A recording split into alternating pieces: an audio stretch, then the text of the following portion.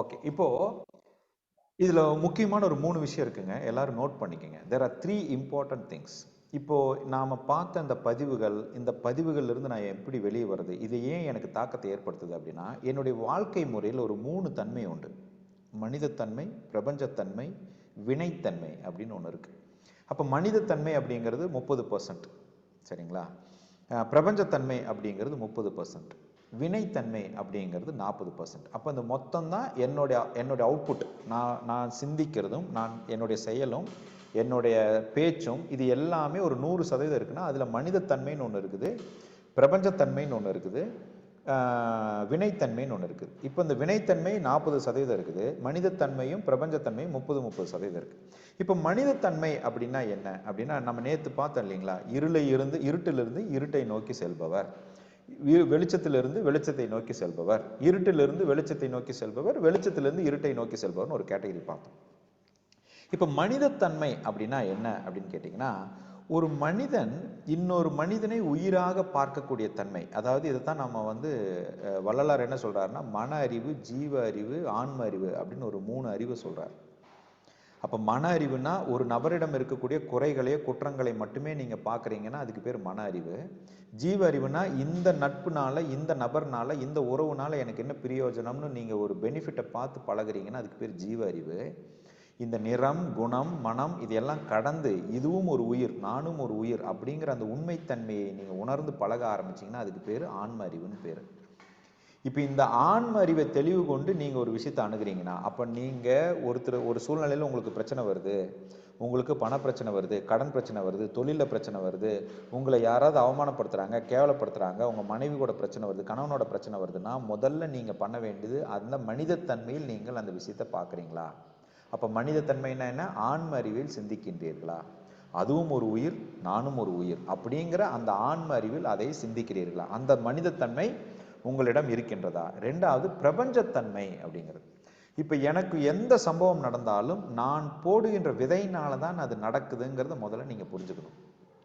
இப்போ எனக்கு ஒரு கேவலம் நடந்தாலும் சரி, ஒரு அவமானம் நடந்தாலும் சரி, என் மனைவி என்னை திட்டினாலும் சரி, என் மனைவி என்னை அவமானப்படுத்தினாலும் சரி, என் கணவர் என்னை கொடுமைப்படுத்தினாலும் சரி, இது அத்தனைக்கும் விதை காரணம் நான் தான் போடுகின்றேன். அதுதான் அந்த பிரபஞ்சத்தன்மைங்க. அப்போ இங்கே பிரபஞ்சத்தில் இந்த பிரபஞ்சத்தினுடைய சீக்ரெட் என்னன்னா, நாம் எப்படியோ அப்படிதாங்க நம்ம வாழ்க்கை. இந்த பிரபஞ்சம் ஒரு கண்ணாடி மாதிரி, உங்கள் வாழ்க்கை ஒரு கண்ணாடி மாதிரி. நீங்கள் எப்படியோ அது உங்களை பிரதிபலிக்கும்.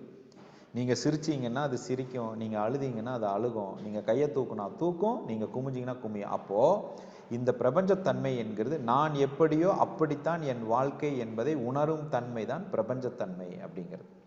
3வது வினைத்தன்மை. இங்கே தான் நீங்கள் ரொம்ப கவனமாக இருக்கணும். இப்போ இந்த வினைத்தன்மை தான் இந்த கர்ம வினை 3 வகையாக ஃபார்ம் ஆகுது. ஒன்று, கணவன் மனைவி உறவு கொள்ளும் பொழுது ஒரு வினை உருவாகுது. அதாவது உணர்வுகளுக்கு முன்னாடி எடுத்துக்கக்கூடிய உணவு, என்ன உணவு எடுத்துக்கிறாங்களோ அந்த உணவை பேஸ் பண்ணி கர்ம வினை ஃபார்ம் ஆகுது. 2வது உஷான வாயு. 3வது 7+7 14 தலைமுறைகளாக வருகின்ற மெமரி, பதிவு, ஜெனட்டிக் மெமரி அப்படின்னு சொல்கிறேன். இப்போ ஃபார் எக்ஸாம்பிள், இப்போ எங்கள் அப்பா குடிக்கிற பழக்கம் இருக்குது அப்படின்னா எனக்கும் குடிக்கணுங்கிற எண்ணம் இயல்பிலே இந்த டிஎன்ஏல வரும். ஆனால் இது கெட்ட பழக்கம், இது எனக்கு உடலுக்கு பாதிப்பு ஏற்படுத்தும் அப்படிங்கிற தெளிவு எனக்கு ஏற்பட்டால் மட்டும்தான் நான் அந்த வினைத்தன்மையிலிருந்து வெளியே வர முடியுமே தவிர, ஆனால் இயல்பிலே எனக்கு எழுகின்ற ஒவ்வொரு எண்ணங்களும் அந்த எண்ணங்களின் வினை என்னுடைய 7+7 14 தலைமுறைகளாக வருகிறது. அப்போ உங்களுக்கு எழுகின்ற ஒவ்வொரு எண்ணமும் அந்த எண்ணத்தினுடைய மூலம் இந்த ஜீன்கள் தான் ஆரம்பிக்குது. இதைத்தான் CRISPR-9R ஒரு டெக்னாலஜின்னு இன்னைக்கு யூஎஸ்ல கண்டுபிடிச்சிருக்காங்க. ஆனால் நம்ம முன்னோர்கள் 2000 ஆண்டுகளுக்கு முன்னதாகவே இதை சொல்லிட்டு போயிட்டாங்க. கர்ம வினைங்கிற பேரில் சொல்லிட்டு போயிட்டாங்க. அப்போ அந்த வினைத்தன்மையை நீங்கள் கவனமாக இருக்க வேண்டும். அதற்கு ஒரு சின்ன உதாரணம் சொல்கிறேன். நீங்கள் உங்கள் மனதில் என்ன தோன்றினாலும் அதுக்கு முதல்ல ஒரு பாஸ் கொடுக்கணும். உடனே நீங்கள் செயல்படுத்தக்கூடாது. அதை தான் நிதானம் அப்படின்னு சொல்கிறோம். அப்போ இந்த நிதானம் அப்படிங்கிறது எப்போ வரும்னா, நீங்கள் இப்போ ஃபார் எக்ஸாம்பிள் ஒருத்தர்கிட்ட நீங்கள் சண்டை போடணும்னு தோணுது, இல்லை ஒருத்தர்கிட்ட நீங்கள் சமாதானமாக போகணும்னு தோணுது, இல்லை போய் ஒரு தொழிலில் முதலீடு பண்ணணும்னு தோணுது, இல்லைன்னா ஒரு பிரச்சனை வருது, அந்த பிரச்சனையினால நீங்கள் மனசு உடைஞ்சு போகிறீங்க. உடனே முடிவுகளை எடுக்காமல் ஒரு பாஸ், என்ன தோணுனாலும் ஜஸ்ட் பாஸ். இப்போ இந்த பாஸ் கொடுக்கும்போது என்ன நடக்குதுன்னா, ஒரிஜினலாக உங்களுக்குள்ள ஒரு வினை இருக்கு பாருங்கள், அந்த வினையிலிருந்து எழுகின்ற சிந்தனையிலிருந்து நீங்கள் விலகி நிற்பீங்க. இல்லைன்னா இதை நீங்கள் ரெஸ்பாண்ட் பண்ணாமல் ரியாக்ட் பண்ண ஆரம்பிச்சிடுங்க. இந்த ரியாக்ட் பண்ணுறதுங்கிறது என்னது? உள்ளுக்குள்ள டிஎன்ஏலேருந்து என்ன மெமரி வருதோ அந்த மெமரி பேஸ் பண்ணி நீங்கள் ரியாக்ட் பண்ணுறது எல்லாமே ரியாக்ஷன்ஸ். அப்போ இந்த ரியாக்ஷன் எதை கொண்டு போய் விடுது? மீண்டும் மீண்டும் கர்ம வினை ஃபார்ம் ஆகிற ஒரு விஷயத்தில் கொண்டு போய் விடுது. அப்போது நீங்கள் செய்கிற செயல் மனிதத்தன்மையோடு இருக்கின்றதான்னு பார்க்கணும். நீங்கள் செய்கிற செயல் பிரபஞ்சத்தன்மையோடு இருக்குதான்னு பார்க்கணும். நீங்கள் செய்கிற செயல் வினைத்தன்மையிலிருந்து விலகி நிற்குதான்னு பார்க்கணும். இதுதாங்க ஒட்டு மொத்த சூட்சமம். இந்த சூட்சமத்துக்கு நீங்கள் அந்த வினையை பற்றி புரிஞ்சுக்கிறதுக்கு ஒரு 3 காரியங்கள்லாம் நீங்கள் கவனமாக இருக்கணும். அதில் ஒன்று மத்தியமான காரியம் அப்படின்னு சொல்கிறோம். மத்தியமான காரியம். அப்போ மத்தியமான காரியம்னா நீங்கள் செய்கிற காரியங்களில் எந்தவித செயலும் புதிதாக இல்லாமல் ஒரே வழக்கத்தை ரிப்பீட்டடாக மோனோட்டோனஸாக நீங்கள் ஒரே மெத்தட் ஆஃப் விஷயங்களை பிரச்சனையை சால்வ் பண்ணுறது, அல்லது ஒரே மாதிரியான விஷயங்களை எந்த ஒரு புதிய முயற்சியும் செய்யாமல் ஒரே காரியத்தை மீண்டும் மீண்டும் அதே முறையில் செய்து கொண்டு இருக்கக்கூடிய முறைக்கு பேர் மத்தியமான காரியம் அப்படின்னு பேர். ரெண்டாவது அசுத்தமான காரியம் அப்படிங்கிறது. இப்போ அசுத்தமான காரியம்னா நீங்கள் ஒரு விஷயத்தில் பற்று வச்சுக்கிட்டு ஒரு விஷயத்தில் அறியாமையோடு செய்து கொண்டிருக்கிறது. இதுதான் உலகம், இதுதான் இப்படி, இதுதான் அப்படின்னு சொல்லி நீங்கள் ஒரு விஷயத்தில் பற்று வச்சுக்கிட்டு உங்கள் வாழ்க்கையை அறியாமையிலே பிறந்து அறியாமையிலே வளர்ந்து அறியாமையிலே உங்கள் வாழ்க்கையை இழப்பதற்கு பேர் அசுத்தமான காரியம் அப்படின்னு சொல்கிறோம். மூணாவது தூய்மையான காரியம் அப்படின்னு சொல்கிறோம். இந்த வினையிலேருந்து நீங்கள் வெளியே வர்றதுக்கு இந்த 3 வகையான விஷயங்கள் வினையிலேருந்து வெளியே வர்றதுக்கு உங்களுக்கு உதவி பண்ணணும். தூய்மையான காரியம் அப்படின்னா என்னன்னா ஞானத்தின் அடிப்படையில் செய்கின்ற செயல், அவ்வளோதான், சிம்பிள். அப்போது காலையில் எந்திரிச்சதுலேருந்து சாயங்காலம் தூங்க போகிற வரைக்கும் உங்களுக்கு கோபம் வந்தாலும் சரி, குழப்பம் வந்தாலும் சரி, சந்தோஷம் வந்தாலும் சரி, சோகம் வந்தாலும் சரி, மகிழ்ச்சி வந்தாலும் சரி, நீங்கள் ஞானத்தின் அடிப்படையில் அது இருக்க வேண்டும். அறியாமையினால் உங்கள் வாழ்க்கை இருக்கக்கூடாது. அப்போ அது ஞானத்தின் அடிப்படையில் இருக்க வேண்டும் அப்படின்னா உங்களுடைய சொந்த அனுபவத்திலிருந்து நீங்கள் ஒரு விளக்கத்தை எடுத்துக்கொள்ள வேண்டும். அப்போது சொல்லால் மட்டும் நம்பாமல் சுயமாய் சிந்தித்தே முடிவெடுப்பேன் அப்படிங்கிற ஒரு உறுதி வேணும். இப்போ எல்லாரும் நெஞ்சில் கை வைங்க. Keep your hands in your நெஞ்சில் கை வைங்க. நான் சொல்கிற உறுதிமொழி எடுங்க. இனி நான் சொல்லால் மட்டும் நம்பாமல் சுயமாய் சிந்தித்தே செயல்படுவேன். 3 தடவை சொல்லுங்க. இனி நான் சொல்லால் மட்டும் நம்பாமல் சுயமாய் சிந்தித்தே செயல்படுவேன். இனி நான் சொல்லால் மட்டும் நம்பாமல் சுயமாய் சிந்தித்தே செயல்படுவேன். அவ்வளோதாங்க. Life is so simple. அப்போது எந்த கணமும் நீங்கள் தூய்மையான செயல் மட்டுமே உங்களை வாழ்க்கையில் காப்பாற்றும். உங்கள் ஜாதகம் உங்களை காப்பாற்றாது, நீங்கள் வைக்கிற வேண்டுதல் உங்களை காப்பாற்றாது. ஆனால் உங்கள் செயல், அது இரண்டும் உங்களுக்கு நம்பிக்கை கொடுக்கலாம். நீங்கள் ஜாதகத்தை எடுத்துகிட்டு போகிறது நம்பிக்கை கொடுக்கலாம், எல்லாம் சரியாயிரும்னு நம்பிக்கை கொடுக்கலாம். ஒரு வேண்டுதல் வைக்கிறதுனால எனக்கு இது நிறைவேறுங்கிற நம்பிக்கை கொடுக்கலாம். ஆனால் அது செயலாக மாறணும் என்றால், அது வெற்றியாக மாறணும்னா உங்கள் செயல் மட்டும்தான் உங்களை காப்பாற்றும். செயல் சாதாரண செயலாக இருக்கக்கூடாது, ஞானம் சார்ந்த செயலாக இருக்க வேண்டும். அந்த ஞானம் சார்ந்த செயல் எப்போது வரும்? சொல்லால் மட்டும் நம்பாமல் சுயமாய் சிந்தித்தே செயல்படணும். இப்போ எந்த ஒரு கணமும் நீங்கள் சொல்லால் மட்டும் நம்பாமல் சுயமாய் சிந்தித்து செயல்பட்டீங்கன்னா நிதானம் என்று தானாக வந்துவிடும். அப்போ ஞானத்தின் அடிப்படையில் ஞான பாதையில் உங்கள் வாழ்க்கையை வாழ நிதானம் அவசியம். நிதானம் ஏற்பட சொல்லால் மட்டும் நம்பாமல் சுயமாய் சிந்தித்தல் அப்படிங்கிறது செல்ஃப் என்கொயரின்னு சொல்லுவோம் இங்கிலீஷில். சுய பரிசோதனை. இன்னைக்கு எனக்கு இது தப்புன்னு தோணுது, ஓகே, இருந்துட்டு போகுது. அடுத்த கணம் மறுபடியும் சிந்திக்கலாம். இதுக்கு முன்னாடி எனக்கு தப்புன்னு தோணுது, இப்போ சரின்னு தோணலாம். ஏன்னா ஏதோ ஒரு விஷயம் தெரியாமல் இருந்தது, இப்போ தெரியலாம். என் மனைவி தவறாக தெரிஞ்சவங்க இன்னைக்கு எனக்கு சரியாக தெரியலாம். என் மாமியார் எனக்கு தவறாக தெரிஞ்சவங்க இன்னைக்கு எனக்கு சரியாக தெரியலாம். என் கணவர் எனக்கு தவறாக தெரிஞ்சவர் இன்னைக்கு சரின்னு தெரியலாம். அதுவும் உண்மை, இதுவும் உண்மை. அப்போ ஒவ்வொரு கணமும் உங்களுடைய அனுபவத்தின் புரிதலே விளக்கம். அனுபவத்தினால் கிடைக்கின்ற விளக்கங்களே ஞானம்ங்கிறத புரிஞ்சுக்கங்க. இந்த உலகத்தில் உண்மை பொய்ன்னு ஒன்று கிடையாது, எல்லாமே அனுபவத்தின் புரிதல் மட்டுமே. இப்போ சோஃபார் நான் பேசுனதில், சோஃபார் நான் கொடுத்ததில் சந்தேகங்கள் இருந்தால் கேளுங்க. To you have any doubts? வழக்கம் போல் ஒன்றும் இல்லைன்னு சொல்லாதீங்க. வழக்கம் போல் எதுவும் இல்லை சார் அப்படின்னு சொல்லாதீங்க. அப்போ நான் வழக்கம் போல் நானும் உங்களை தூங்க வச்சிருக்கிறேன் அப்படின்னு அர்த்தம். Yes, do you have any doubts? ஒரு சின்ன ரகசியம் வச்சுருக்கேன் உங்களுக்கு சொல்லிக் கொடுக்கறதுக்கு. சந்தேகம் கேட்டிங்கன்னா சொல்லி தருவேன். இந்த பதிவுலேருந்து எப்படி சார் வெளியே வர்றது? அது ஒரு ரகசியம் இருக்குது, அதை சொல்லித்தரேன். ஆனால் கேள்வி கேட்கணும். கேள்வி கேட்டிங்கன்னா அந்த சாக்லேட் உறுதி உங்களுக்கு. ஜி இந்த மன அறிவு, ஜீவ அறிவு இன்னும் ஒரு டைம் சொல்லுங்க ஜி. அது மன அறிவுங்கிறதுங்கம்மா, ஒருத்தர் நீங்க இன்னொருத்தரோட பழகும் பொழுது அவங்களுடைய குற்றங்களை மட்டுமே கண்டுபிடிக்கிறதுக்கு பேரு. இது சரியில்லை, அது சரியில்லை, எது பண்ணாலும் இது சரியில்லை, அது சரியில்லைன்னு ஒரு இவர் கருப்பா இருக்கிறார், சிவப்பா இருக்கிறார், நெட்டையா இருக்கிறார், குள்ளமா இருக்கிறாரு அப்படின்னு குறைகளை குற்றங்களை மட்டுமே கண்டுபிடிக்கிறது மன அறிவு. ஜீவ அறிவுங்கிறது, சரி இவர்கிட்ட நான் ஒரு ஃப்ரெண்ட்ஷிப் வச்சுக்கிட்டா எனக்கு இந்த காரியம் நடக்கும், இவர்கிட்ட நான் நெட்வொர்க் வச்சுக்கிட்டா எனக்கு இந்த பிஸ்னஸ் கிடைக்கும் அப்படின்னு ஒரு பெனிஃபிட்டை எதிர்பார்த்து, ஒரு பிரயோஜனங்களை எதிர்பார்த்து ஒருவரிடம் நீங்கள் பழகுறீங்க அப்படின்னா அதுக்கு பேர் ஜீவ அறிவு. ஆன்ம அறிவு அப்படின்னா உயிரை உயிராக மட்டும் பார்ப்பது. அதனால தான் சொல்லுவோம், இதில் பெண் தன்மை ஆண் தன்மை நான் பல நிகழ்ச்சிகளை சொல்லிட்டேன். அது நீங்கள் ரெக்கார்டிங்கில் பார்த்துக்கோங்க. அது இப்போவும் பேசினா போர் அடிக்கும். ஓரளவுக்கு உங்களுக்கு புரிஞ்சிருக்கும்னு நினைக்கிறேன். எஸ், ஒரு சாக்லேட் உறுதி, இன்னும் பாக்கி 11 சாக்லேட் வேணுமே, 11 கேள்வி வரணுமே. கேள்வி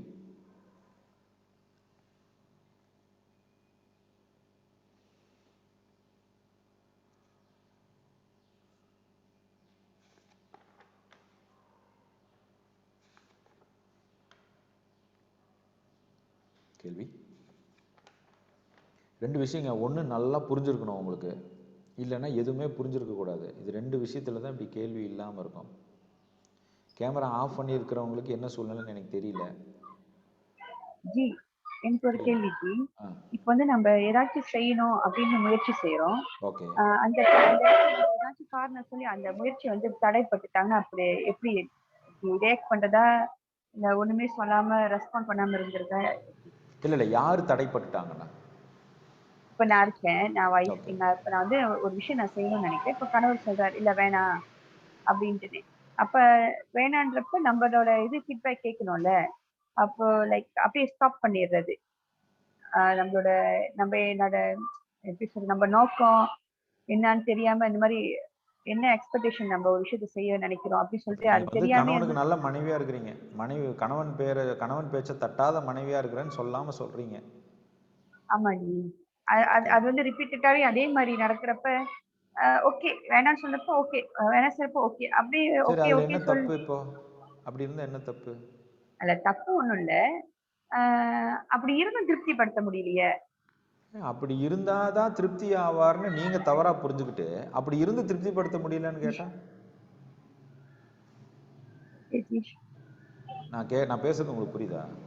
அவர் சொல்றதையெல்லாம் வேற பேச்சே இல்லாம சரின்னு சொன்னாதான் கணவர் திருப்தி அடைவார்னு உங்களுடைய தவறான புரிதலுக்கு அவர் செவி சாய்க்கணும்னு நீங்க நினைக்கிறது எந்த வகையில நியாயம்? அப்படின்னா இப்ப லெட்ஸ் நமக்கு ஒரு விஷயம் வந்து நம்ம எதிர்பார்த்து செய்யணும்னு நினைக்கிறோம், அதை தடை பண்றாங்க. இல்லைங்க, அதுக்கு பேர் தடை அல்ல, அது அவருடைய கருத்தை கொடுக்குறாரு. அப்ப நீங்க அவருக்கு விளக்கணும். விளக்கலாம், பட் அதுக்கு அவங்க செவி சாய்க்கணும், டைம் கொடுக்கணும். இல்லம்மா, நீங்க விளக்குற எல்லா விளக்கத்துக்கும் அவர் ஆமான்னு பதில் சொல்லணுங்கிற எதிர்பார்ப்போட விளக்க கூடாதுமா. அதுல ஒரு எதிர்கேள்வி வரலாம், அந்த கேள்விக்கு நீங்க பதில் தான் கொடுக்கணும். கன்வர்சேஷனே என்ன இல்லையே ஜி. அதுதான் அது வேணானா வேணாம், அப்படியே ஸ்டாப் ஆயிருது எல்லாமே. இல்லைங்க, அது வந்து நீங்க எதுக்கு வம்புன்னு நீங்க ஸ்டாப் பண்றீங்க. அது வந்து நீங்க தான் அதை you have to deliver it. நீங்க வந்து அது எதுக்கு வம்புன்னு நீங்க நிறுத்திடுறீங்க. ஆனா நீங்க நிறுத்தல, உங்களை நீங்க வந்து சப்ரஸ் பண்றீங்க. அந்த இடத்துல அந்த சப்ரஸ் தான் ஒரு இடத்துல வெடிக்கிறது. நீங்க சப்ரஸ் ஆகக்கூடாது. அப்படி நம்ம மெயின் கொண்டு பேசினா இன்னும் கொஞ்சம் இதுவே இப்ப ஆயிருமோங்கிற ப்ரீ ஜட்ஜ்மெண்ட் தான் உங்க பிரச்சனை. இப்படி பிரச்சனை ஆயிடுச்சுன்னா இப்படி பிரச்சனை ஆயிருமோ, இவர் ஒத்துக்க மாட்டாரோ அப்படின்னு அந்த ப்ரீ ஜட்ஜ்மெண்ட் தான் உங்க பிரச்சனை. அது இல்லாம பேசுங்க. இப்போ ஒண்ணு இல்ல, 10 தடவை பேசுறீங்க, அவருக்கு புரியல, அப்ப என்ன பண்ணுவீங்க? 11ஆவது தடவையும் பேசணும். 11 தடவையும் பேசுறீங்க, அவருக்கு புரியல, என்ன பண்ணுவீங்க? 12ஆவது தடவை பேசுறீங்க, அவருக்கு புரியல, என்ன பண்ணுவீங்க? 13ஆவது தடவை பேசுறீங்க, அவருக்கு புரியல, என்ன பண்ணுவீங்க? அவ்வளவுதான், சிம்பிள். ஆனா பல நேரங்கள் நம்ம என்ன பண்றோம், எதுக்கு வம்புன்னு ஒதுங்கிட்டு போறீங்க. அது செய்யக்கூடாது, அதுதான் தவறு. அதுவும் குறிப்பாக வாழ்க்கை துணையிடம் செய்யவே கூடாது. ஏன்னா வாழ்க்கை துணை தான் உங்க அச்சாணி. உங்க வாழ்க்கையில வெற்றிக்கு வாழ்க்கை துணை தான் மிகப்பெரிய அச்சாணி. கணவனிடமும் மனைவியிடம் இதை நீங்க செய்யவே கூடாது. அது உங்களுக்கு பெரிய பிளாக். அதை வந்து நீங்கள் 4வது நாள் நம்ம பார்ப்போம். 4th day we have exclusive. அந்த பிளாக் எப்படி அது ஓகே. இப்ப நீங்க செய்யக்கூடாதுன்னு சொல்றீங்க. இப்ப நம்ம ஒரு விஷயம் சொல்ல வரோம் அப்டின்னா, அந்த விஷயம் என்னதான் சொல்ல வராங்கன்னு தெரிஞ்சு அவாய்ட் பண்ணா என்னங்க ஜி பண்றது? சரி, அவாய்ட் பண்ணா அவர் அவாய்ட் பண்றாருன்னு தெரிஞ்சு மறுபடியும் பேசுங்க. நீங்க அவாய்ட் பண்றீங்கன்னு எனக்கு தெரியுது, இருந்தாலும் நான் பேசுறேன்னு பேசுங்க. அப்ப அந்த இடத்துல சண்டை தானே ஜி வரும். சண்டை எப்படி வரும்? சண்டை எப்படிங்க வரும்? எனக்கு அந்த விஷயம் கேட்கவே பிடிக்கல. நீ என்ன சொல்ல வரேன்னு சொல்லி எனக்கு கேட்க பிடிக்கலங்கும்போது, நம்ம திரும்பவும் அந்த விஷயத்த சொல்ல அப்போ போனோம். எப்போ அவருக்கு பிடிக்குதோ பிடிக்கும்போது பேசுங்க. எப்படி கரெக்ட்டா கேக்குது? சரி, இப்ப நான் ஒரு விஷயம் சொல்றேன். அந்த விஷயத்த வந்து எனக்கு என்ன சொல்ல வரேன்னு தெரியும். ஆனா அத முழுசா கேட்கறதுக்கே எனக்கு விருப்பம் இல்ல. அத பத்தி நீ என்ட்ட பேசவே வேண்டாம் அப்படின்னு ஆமா, நீங்க சொல்லும்போது இன்னும் பிரச்சனைக்கே நீங்க இன்னும் இப்போ பேச வேண்டிய சப்ஜெக்டே பேசல. நீங்க சுத்தி வளைச்சு பேசுறீங்க. உங்களுக்கு ஒரே பதில் சொல்லட்டுமா? ஞான சஞ்சீவனத்தினிடம் கோத்து விட்டுருங்க. மற்ற வேலையை நாங்க பார்த்துக்கிறோம். ஏன்னா நீங்க நீங்க சப்ஜெக்டை பேச மாட்டேங்கிறீங்க. நீங்க அதை பேச முடியல உங்களால. அந்த ஓகே. அந்த விஷயத்தை நீங்க பேச முடியல உங்களால. ஆனா நான் சொல்ற பதில் என்னன்னா, நீங்க இங்க யாருமே ஒத்து வர மாட்டாங்கன்னு ஒண்ணு கிடையாதுங்கிறத தான் சொல்றேன். புரிஞ்சுக்கங்க. எனக்கு ஒத்து வர மாட்டாங்க, நீங்க யாருமே கிடையாது, அவ்வளவுதான். நான் சொல்ற பாயிண்ட் புரியுதா? இவர்கிட்ட பேசினா எனக்கு செட் ஆகாதுங்கன்னு ஒரு சூழ்நிலையே கிடையாதுங்க. இப்ப புரியுதா? உங்க கேள்விக்கு பதில் புரியுதா? அவ்வளவுதான், சிம்பிள். எஸ். ஜி ஜி, என்னது இவர்கிட்ட நம்ம ஏதாச்சும் முயற்சி பண்ணோம்னா, "நீ இது செய்ற, உன் இன்டென்ஷன் நல்லதான். பட் உனக்கே அது பேக் ஃபயர் ஆயிரும்." அப்படின்னு ஒரு ஸ்டேட்மெண்ட் வந்துருச்சு ஜி. ஓகே, அப்புறம் பேக் ஃபயர் ஆகாது, ஆகலைங்கிறத ப்ரூவ் பண்ணுங்க. ம். எப்படி ஜி proof பல பண்றது? நேரங்களில் நம்ம என்ன தப்பு பண்றோம் நல்லா புரிஞ்சுக்கங்க. நாம வந்து இப்படியெல்லாம் சொல்லி தான் அவர் என்ன நம்பணுமா, ஏன் அவர் என்ன நம்பக்கூடாது அப்படின்னு நீங்க கண்மூடித்தனமான நம்பிக்கையை வாழ்க்கை துணையிடம் எதிர்பார்க்குறீங்க. அது என்ன கட்டாயம்? அப்படி ஏதாவது இருக்கா? என்ன இது கூட நீ நம்ப மாட்டியா, என்ன இது கூட நீ பண்ண, நான் ஏன் நம்பணும்னு? எதுக்கு புருஷன் பொண்டாட்டி நம்பணும், எதுக்கு பொண்டாட்டி புருஷனை நம்பணும்னு கேட்கிறேன் நான். வை? நான் இவ்வளவு காலம் நான் உன்னை பார்த்துட்டேன், நீ என்னை இது கூட நீ நம்ப மாட்டியா? அவ்வளவு என் மேல் நம்பிக்கை இல்லையா? என் போனை எடுத்து பார்க்குற, என் ஹேண்ட்பேக் பார்க்குற, என் மேல் நம்பிக்கை இல்லையா? நான் என்ன ஏன் நம்பணும்னு கேட்குறேன்.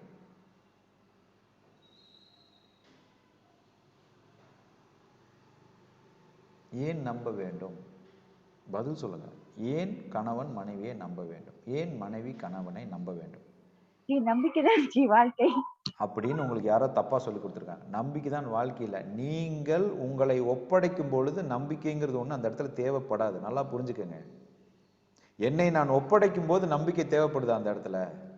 என்னை முழுவதுமாக என்னுடைய சூழ்நிலைக்கு, என் தாய் தந்தையருக்கும், என் குழந்தைகளுக்கும், என் மனைவிக்கும், என் கணவனுக்கும் என்னை நான் முழுமையாக ஒப்படைக்கும் போது நம்பிக்கை அவசியப்படாது. நீங்க ஒப்படைக்காத போதுதான் ஏன் நீ என்னை நம்பக்கூடாது, ஏன் நீங்க இன்னும் கொஞ்சம் ஒப்படைக்க கூடாது, நீங்க கொடுக்கிற தன்மையில வாழுங்கிறேன்.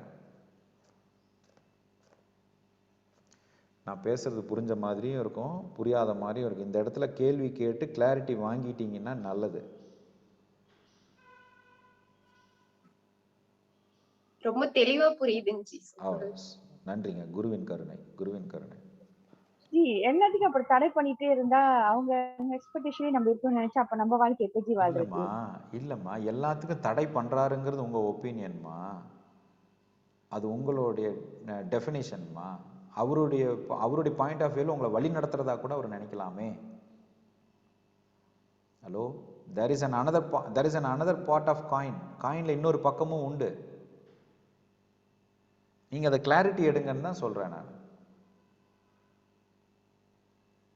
Okay G. நெக்ஸ்ட். ஓகே, இப்போ நான் அந்த ரகசியம் சொல்லி கொடுக்கட்டுமா? இப்போ இந்த பதிவுகள்ல இருந்து நான் முழுவதுமாக என்னை விலக்கிக் கொள்வது எப்படி அப்படின்னா, நான் ஏற்கனவே என்ன சொன்னேன், சொல்லால் மட்டும் நம்பாமல் சுயமா சிந்திக்கணும்னு ஒரு விஷயம் சொன்னேன் இல்லையா? அப்போ ஒரு சுயஞானம் ஒன்று வருங்க. இந்த சுயஞானம்னா என்ன? சுயஞானம்னு ஒரு வார்த்தை சொன்னேன். உங்களுக்குள்ள இருந்து ஒரு ஞானம் பிறக்கணும், ஒரு விஷயம் வரணும்னா சொன்ன. அப்போ சுயஞானம்னா என்ன? அதையும் நீங்களே சொல்லிடுங்க சார்.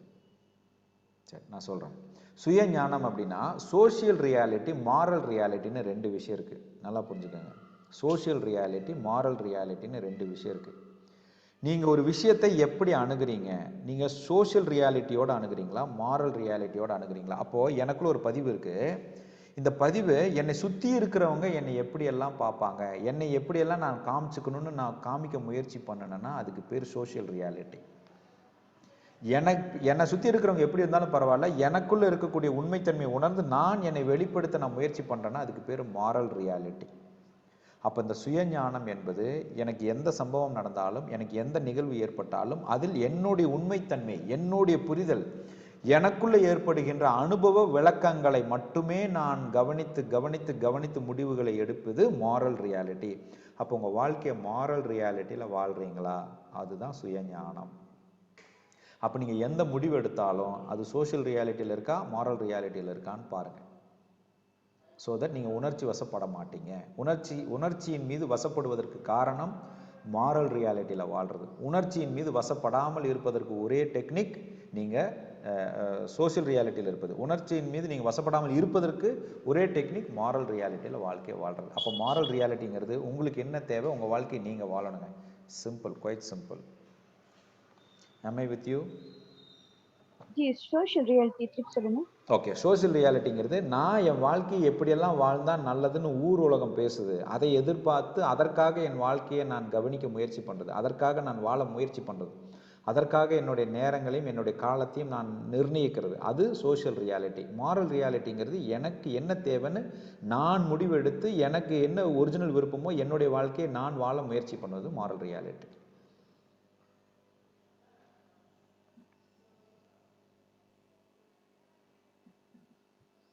ஐயா, இதுல ஒரு கேள்வி. கேளுங்கய்யா, கேளுங்க. இதுல வந்துங்க நமக்காக, அதாவது நமக்கு தெரியும் படுறத நம்ம சிந்திச்சு செயல் அப்படிங்கிறது சொல்றது வந்து மாரல் ரியாலிட்டின்னு சொல்றீங்க. சமுதாயத்துக்காக வாழ்றது, மற்றவங்களுக்காக அனுசரித்து போறது அப்படிங்கிறது சோசியல் ரியாலிட்டி. Social reality. ஆமாங்க, ஆமாங்க. இது வந்து இது என்ன புரியுது சார்? இப்போ நமக்கு நாம அப்படிங்கிற மாதிரி போகிறது வந்து சமுதாயம் சார்ந்து ஒரு மனதை போய் செஞ்சுக்கிட்டோம் அப்படின்னு சொன்னா எந்த ஒரு பிரச்சனையும் வராதுங்க. மனம் ஒப்பாம மற்றவங்க ஏற்றுக்காத விஷயங்கள்ல வந்து நமக்கு சரின்னு படுறதை செய்யற போது வேறு விதமான பிரச்சனைகள் வராதுங்களா? அதுக்கு ஏதோ ஒரு நீங்க மனசுல ஏதோ ஒரு சம்பவம் ஏதோ ஒண்ணு சொல்லுங்களேன் பாப்போம். ஒரு எனக்கு சரின்னு படுது சார், நான் சிந்திக்கிறேன், சரின்னு படுது. ஒரு குடும்பத்தை மட்டும் எடுத்துக்கலாம், இப்போதைக்கு குடும்பத்தை மட்டும் எடுத்துக்கலாம். அதுல வந்து நான் சரின்னு படுறத வந்து மற்றவங்க கிட்ட புரிய வைக்கிறேன், புரியல, எனக்கு சரின்னு படுறத நான் செய்யறேன். சரி. அப்போ நீங்க பட்சத்துல அவங்க ஏத்துக்க முடியாத பட்சத்துல அது வந்து ஒரு முரண்பாட்டு தான் சார் ஒரு கொண்டு வரும். சரி, நான் கேள்வி சரியா கேட்டேனா சார்? சரியா கேட்டிருக்கீங்க, சரியா கேட்டிருக்கீங்க. இது உங்களுக்கு மட்டும் இல்லை, மற்றவங்களுக்கும் புரியுற மாதிரி சொல்கிறேன். இப்போது நீங்கள் ஒரு தொழில் பண்ணுறீங்க, இப்போ இந்த தொழிலில் உங்களுக்கு நஷ்டம் வந்துருச்சு. இப்போ அதுக்கப்புறம் ஒரு 2 வருஷம் 3 வருஷம் நீங்கள் ஒர்க் பண்ணலை, ஏன்னா நீங்கள் முயற்சி பண்ணுறீங்க, என்ன பண்ணுனா சரியாக பண்ண முடியும்னு ஒரு முயற்சி பண்ணுறீங்க. இப்போ இந்த இடத்துல சோஷியலுங்கிறது உங்களை தாண்டி இருக்கிற எல்லாமே சோஷியல் தான், நல்லா புரிஞ்சுக்கோங்க. உங்கள் மனைவி, உங்கள் வாழ்க்கை துணை, உங்கள் குழந்தைகள் எல்லாமே சோஷியலில் தான் வரும். மாரலுங்கிறது நீங்கள் மட்டும்தான், சரிங்களா? இப்போ நீங்கள் தொழில் பண்ண முயற்சி பண்ணுறீங்க. இப்போ உங்களுக்குள்ள ஒரு புரிதல் வருது, என்னது, ஊர் உலகத்துக்காக நான் அதை பண்ணி இதை பண்ணி நான் வந்து தோற்று போகாமல் எனக்கு என்ன பிடிச்சிருக்குதோ பிடிச்சதை செஞ்சு நான் தொழிலில் முன்னேறணும்னு நினைக்கிறேன்னு ஒரு புரிதல் வருது, நல்லா புரிஞ்சுக்கோங்க. ஆனால் இப்போ பிடிச்சதை பண்ணும் பொழுது எனக்கு வருமானம் அவ்வளோ நிறையா வரல, அப்போ ரொம்ப தான் கம்மியாக தான் வருது. அப்போ என் குடும்பம் வந்து கஷ்டப்படுற சூழ்நிலைக்கு ஆளாகுது. இப்போ நான் எனக்கு பிடிச்ச தொழிலை செஞ்சு கொஞ்சமான வருமானத்தை வச்சு நான் கஷ்டப்பட்டாலும் பரவாயில்ல, ஒரு 2 வருஷம் 3 வருஷத்துல ரெடியாயிருவேன்னு நான் முடிவு எடுக்கணுமா, இல்லை என் குழந்தை குட்டி தான் முக்கியம் அப்படின்னு எனக்கு பிடிக்காத ஒரு வேலைக்கு போய் நான் சம்பாரித்து என் குழந்தை குட்டியை நான் காப்பாற்றணுமா? சார், நான் இப்போ பேசுகிற உதாரணம் உங்களுக்கு புரியுதுங்களா? புரியுது சார். பின்னாடி அதாவது வந்து பின்னாடி நல்லது நடக்கும் போது அவங்க புரிஞ்சுப்பாங்க அப்படிங்கிற மாதிரி நீங்க சொல்ல வரீங்க. இல்லை, இதில் எந்த முடிவு நான் எடுக்கணும்னு நான் கேட்குறேன். உங்கள் புரிதல் என்ன? இப்போ இந்த இடத்துல நான் சோஷியல் ரியாலிட்டிங்கிறது நீங்கள் சொல்கிற அந்த இது வருது இல்லையா, இது மற்றவங்களை வந்து தாக்கும் இல்லை அப்படிங்கிறதுக்காக ஒரு உதாரணத்தை நான் இதை எடுத்துக்கிறேன். இப்போ எனக்கு பிடிச்சதை பண்ணும்பொழுது வருமானம் அங்கே கம்மியாக வருது, வருமானம் கம்மியாக வரும்போது குடும்பம் வந்து ஒரு ஏழ்மையில் இருக்க வேண்டியது இருக்கும், சூழ்நிலையை சமாளிக்க வேண்டியது இருக்கும். இப்போ நான் சோஷியல் ரியாலிட்டியில் முடிவு எடுக்கணுமா, மாரல் ரியாலிட்டியில் முடிவு எடுக்கணுமா? இல்லை சார், அதாவது வந்து கஷ்டப்பட்டாலும் பின்னால வாழ்க்கை அமையும் அப்படின்னு சொன்னா அது முதல்ல சொல்ற விஷயத்துக்கு தான் சார் நம்ம எடுத்துக்கணும். அடுத்தவங்களுக்காக உங்கள் கேள்விக்கு அதான பதில்? உங்கள் கேள்விக்கு அதான பதில்? உண்மைதான் சார். பதில் அதுதான். இருந்தாலும் முரண்பாடுகள் அப்படிங்கிறது வரத்தானே செய்யும் அப்படிங்கிறேன் நான். முரண்பாடுகள் இல்ல சார். இப்ப முரண்பாடுகள்னு இப்ப நீங்க சொல்றதே அவங்களுடைய கருத்துக்கு நாம மீண்டும் இந்த இடத்துல நீங்க சோஷியல் ரியாலிட்டியில சிந்திக்கிறதுனால தான் முரண்பாடுகள்ங்கிற கேள்வியே வருது. அதுவே வேண்டாங்கிறேன் நான். தான் தோன்றித்தனமா செய்யற மாதிரி ஆயிடாதா சார்? இல்ல அது எப்படி செய்யறது? சார், இதுவுமே எனக்கு என்னுடைய ஒரு புரிதல். அதுக்கு தான் இந்த உதாரணமே கொடுத்தேன். இப்போ இந்த உதாரணத்துல நான் ஏன் இங்க மட்டும் நான் மாரல் ரியாலிட்டியில செயல்படுறேன், இப்போ நான் இதை யோசிக்கும் போது மட்டும் நான் ஏன் சோஷியல் ரியாலிட்டியில யோசிக்கிறேன்னு கேட்டா, நாம் என்னுடைய ஒரு தேவைன்னு வரும்பொழுது மாரல் ரியாலிட்டி தான் சரின்னு படுது. ஆனா முரண்பாடுங்கிறது எங்க வருது? எனக்கும் என் மனைவிக்கும் தானே வரும் இந்த விஷயத்துல. நீங்க ஏன் குடும்பத்துக்காக போய் கஷ்டப்படக்கூடாது, நீங்க ஏன் பிடிக்கலனாலும் பரவாயில்ல, உங்களுக்கு குடும்பம் முக்கியம், ஏன் வேலை செய்யும், இங்க முரண்பாடு அங்கே தானே சார் வரும். ஃபர்ஸ்ட் அங்கே தான் வரும். அதுக்கப்புறம் தான் உங்களுடைய அதுக்கப்புறம் தாய் தந்தையார் கேட்கலாம், இல்லைன்னா மாமனார் மாமியார் கேட்கலாம், இல்லைன்னா குழந்தைகள் வளர்ந்து நின்று அவங்க கேட்கலாம். பட் நான் சொல்ல வர்றது உங்களுக்குள்ள இருக்கக்கூடிய பிரகத்தின்னு சொல்லுவோம், பிரகத்தி சம்ஸ்காரம்னு சொல்றோம். அதுதான் அந்த மாரல் ரியாலிட்டியில் இருக்கக்கூடிய அடிப்படை தன்மை. பிரகத்தி அப்படின்னா என்னுடைய நேச்சர், என்னுடைய இயல்பு. சம்ஸ்காராங்கிறது நான் வெளிப்படுத்தக்கூடிய தன்மை. இது ரெண்டும் நீங்க உண்மையா இருந்து செய்யக்கூடிய செயல்தான் உங்களுக்கு உண்டான ஒரு வளர்ச்சியை கொடுக்கும். இப்ப நான் முரண்பாடுன்னு சொல்றது, எப்பவுமே நான் ஊர் உலகத்துக்காக என் வாழ்க்கையை வாழணும்னு முயற்சி பண்ணேன்னா கர்ம வினை தான் சேருமே தவிர வாழ்க்கையை வாழவே முடியாது. ஏன்னா ஒவ்வொரு செயலும் என்னை துறந்து என்னை பிரச்சனைக்குள்ள கொண்டு போகக்கூடிய இன்னொருவருடைய சார்ந்த வாழ்க்கையை நான் வாழும்போது எனக்கு கர்ம வினை தான் அதிகரிக்கும். அப்போ முரண்பாடு என்பது நான் புரிந்து வைத்தது அது உண்மை அல்ல. நான் நினைச்சுக்கிட்டு இருக்கிறேன், நான் டிஃபைன் பண்றது முரண்பாடா வரும்னு. ஆனால் அது செய்துதான் பார்ப்போமே.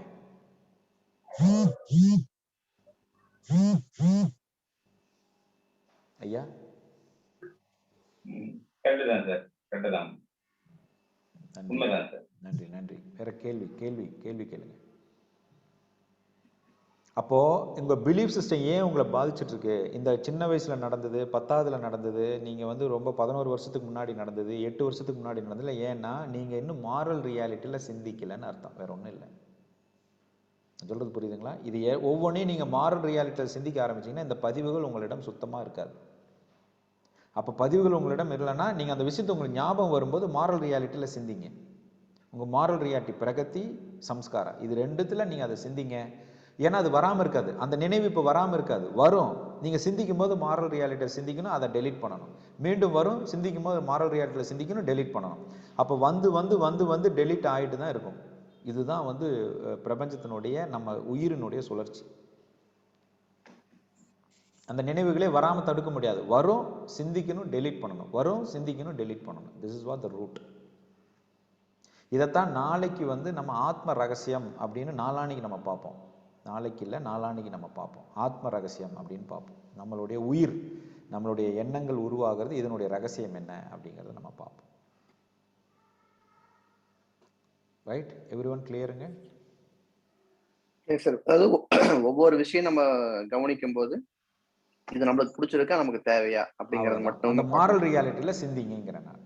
அது உங்களுக்கு பர்சனலா நீங்க அதை எடுத்துக்கங்கன்னு சொல்றேன். உங்களுக்கு மட்டும் அது என்ன இம்பாக்ட் ஏற்படுத்துது, உங்களுக்கு அதுல பாதிப்பு இருக்கா, முதல்ல think in that way.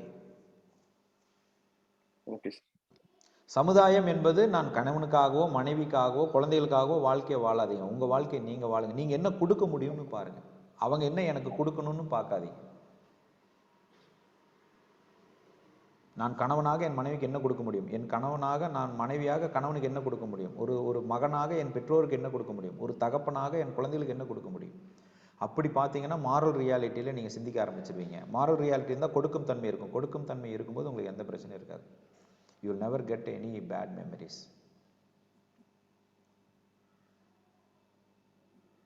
Right, okay. இப்போ இன்னையிலிருந்து ஒரு சின்ன கண்டிஷன் இருக்குங்க. இன்னையிலிருந்து நீங்கள் வீட்டில் நீங்கள் சாப்பிட்ற பிளேட்டை நீங்கள் தான் கழுவணும். ஒரு நாளைக்கு 5 ஜீவராசிகளுக்கு நீங்கள் உணவு கொடுக்கணும். பசுவுக்கு பழம் கொடுக்கணும், எறும்புக்கு நாட்டு சக்கரை வைக்கணும், பறவைகளுக்கு அரிசி போடணும். அதே மாதிரி ஒருத்தருக்கு அன்னதானம் கொடுக்கணும். யாராவது ஒருத்தருக்கு நீங்கள் சாப்பாடு கொடுக்கணும். அது நீங்கள் சாப்பாடு ஒரு 20 ரூபா 30 ரூபா செலவு பண்ணணும் கூட இல்லை, ஒரு டீ வாங்கி கொடுத்தா கூட ஓகே தான். யாரோ ஒருத்தர் முடியாமல் இருக்காங்க, ஒரு டீயோ ஒரு பன்னோ வாங்கி கொடுக்கணும். இதை நீங்கள் அடுத்த 4 நாட்களும் நீங்கள் செய்ய வேண்டும். ரைட், எனக்கு ஒரு சின்ன ரெக்வஸ்ட் இருக்குங்க. நாளைக்கு அநேகமாக எனக்கு சில அட்மினிஸ்ட்ரேட்டிவ் இஷ்யூஸ் இருக்கலாம்னு நினைக்கிறேன். என்னுடைய டெக்னிக்கல் சில ப்ராப்ளம்ஸ் இருக்கலாம்னு நினைக்கிறேன். I'm not sure. ஒருவேளை அப்படி இருந்ததுன்னா இன்னொரு ஐடியில் நீங்கள் நாளைக்கு நம்ம இந்த ப்ரோக்ராமை ரன் பண்ணுற மாதிரி இருக்கும்.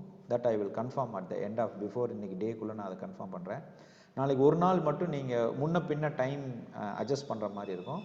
அதை நான் இன்றைக்கி சாயங்காலம் உங்களுக்கு உங்கள் கன்ஃபர்மேஷனை வாங்கிட்டு லெட்டஸ் பிளான் இட். ஒருவேளை நாளைக்கு அந்த டைம் சரியாக மேட்ச் ஆகலை அப்படின்னா நாளைக்கு நான் கொடுக்குற ரெக்கார்டிங்கை நீங்கள் பார்த்துட்டு நம்மளுடைய லைவ் கிளாஸை இன்னொரு நாள் நம்ம எக்ஸ்டெண்ட் பண்ணிக்கலாம். நாளைக்கு டேவை நான் ரெக்கார்டிங் கொடுத்துட்டு we can extend one day. ஒருவேளை if no way technically support is not possible அப்படின்னா வி கேன் டூ தட். சரிங்களா? ரைட். வேற கேள்விகள் இருக்குங்களா? Do you have any questions? சரி, இன்னையினுடைய அசைன்மெண்ட். இன்றைய அசைன்மெண்ட் என்ன அப்படின்னா, இப்போ ஃபார் எக்ஸாம்பிள் இப்போது நீங்கள் உங்களுடைய லிஸ்ட் ஆஃப் ப்ராப்ளம்ஸ், உங்கள் தேவைகள் இது அப்படின்னு எழுதியிருக்கீங்க இல்லையா? அதில் ஏற்கனவே நம்ம பணம் சார்ந்த பிரச்சனையை நேற்று பார்த்தோம். இன்றைக்கி உறவுகள் சார்ந்த பிரச்சனை. இப்போ இந்த உறவுகளில் உங்களுக்கு ரிலேஷன்ஷிப்பில் என்னென்னலாம் ப்ராப்ளம் இருக்குது அப்படிங்கிறத நீங்கள் எழுதுங்க. இப்போ ரிலேஷன்ஷிப்பில் யார் கூட ப்ராப்ளம் இருக்குது, என்ன ப்ராப்ளம் இருக்குது அப்படிங்கிறத டீட்டெயிலாக எழுதுங்க. I have problem with this relationship, I have problem with this relationship, இவருக்கு இந்த ரிலேஷன்ஷிப் கிட்ட என்ன ப்ராப்ளம், ஹிண்ட் மட்டும் எழுதுங்க. புரியுற மாதிரி ஹிண்ட் மட்டும் எழுதிருக்காங்க. நம்ம அதை உங்கள் உறவுகள் சார்ந்த பிரச்சனையை முழுமையாக நீங்கள் அதுலேருந்து வெளியே வருவதற்கு உண்டான விஷயத்தை நம்ம அடுத்தது பார்க்க போகிறோம். ஸோ இன்றையோட assignment, what kind of relationship issues and with which relationship you have இஷ்யூஸுங்கிறது நீங்கள் ஒரு ஹிண்ட் மாதிரி எடுத்துகிட்டு வாங்க. ரைட். நம்ம 4வது நாள் உங்கள் ஃபைனான்ஷியல் ஆஸ்பெக்டை பார்ப்போம். உங்களுடைய இன்க்ரீஸிங் யுவர் ஃபைனான்ஷியல் டேர்ம்ஸ், உங்கள் கேஷ் ஃப்ளோவை இன்க்ரீஸ் பண்ணுறது எப்படி, அதில் இருக்கக்கூடிய பிளாக்ஸை ரிமூவ் பண்ணுறது எப்படிங்கிறது 4th டே வில் சி. இதற்கும் அதற்கும் தொடர்புண்டு. இப்போ நீங்கள் எழுதுகிற இந்த ரிலேஷன்ஷிப்புக்கும் உங்கள் வருமானத்துக்கும் தொடர்புண்டு. அதனால் உண்மையை மட்டும் எழுதுங்க, யாருக்கும் காட்ட போகிறதில்ல, எனக்கு நீங்கள் ஷேர் பண்ண போகிறதில்ல. You right real fact. எந்தெந்த ரிலேஷன்ஷிப்புக்கோடலாம் உங்களுக்கு ஒரு கான்ஃப்ளிக்ட் இருக்குது, அது என்னங்கிறத நீங்கள் எழுதிட்டு வாங்க. Just right it. ஓகே. வேறு ஏதாவது கேள்வி இருந்தால் கேட்கலாம் நீங்கள்.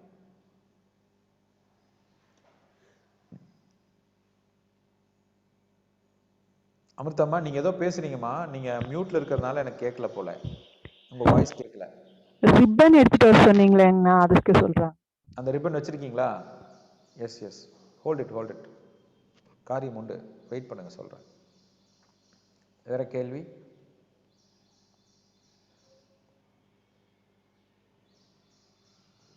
வேற கேள்வி இருக்குங்களா?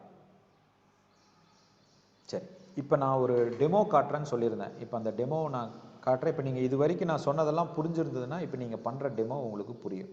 ரைட். இந்த டெமோ பண்ணுறதுக்கு நீங்கள் எல்லோரும் உங்களுடைய கேமரா ஆனில் வச்சுருக்கணும் ஆக்சுவலாக. சரிங்களா? You should keep your camera turn on.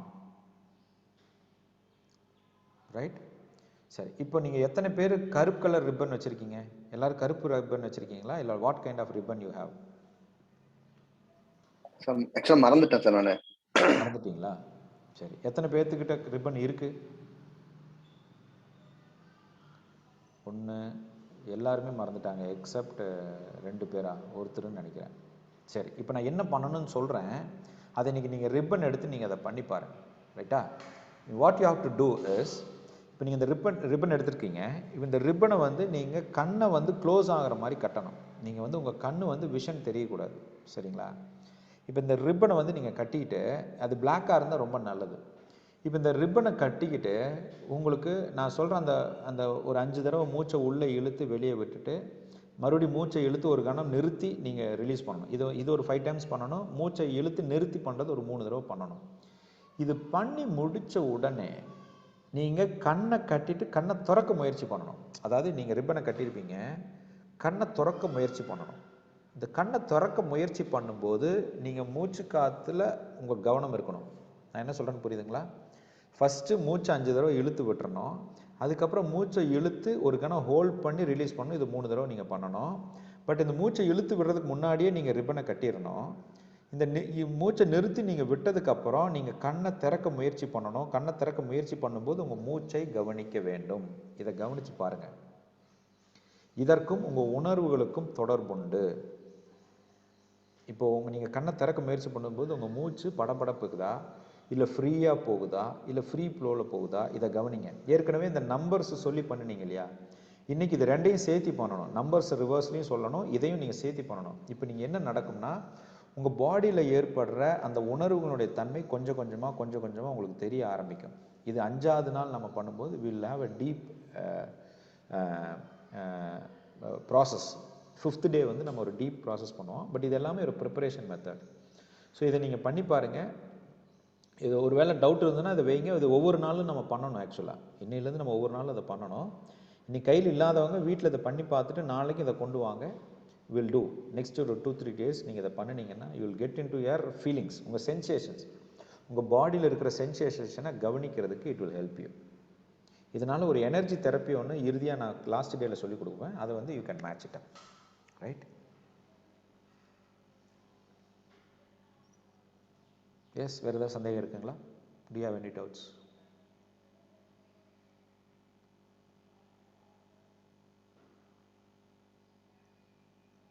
Okay, சந்தேகம் இல்லைன்னா இப்போ நம்ம ரூமை க்ளோஸ் பண்ணலாங்களா? Will meet tomorrow. Right? So எல்லாம் வல்ல பிரபஞ்சம் உங்களுக்கு எல்லா வளங்களையும் கொடுக்கட்டுங்க. 16 செல்வமும் பெற்று பெருவாழ் வாழணும். குருவின் பாதத்தில் நான் பிரார்த்தனை முன்வைக்கிறேங்க. நன்றி. வாழ்க வளமுடன். தேங்க்யூ.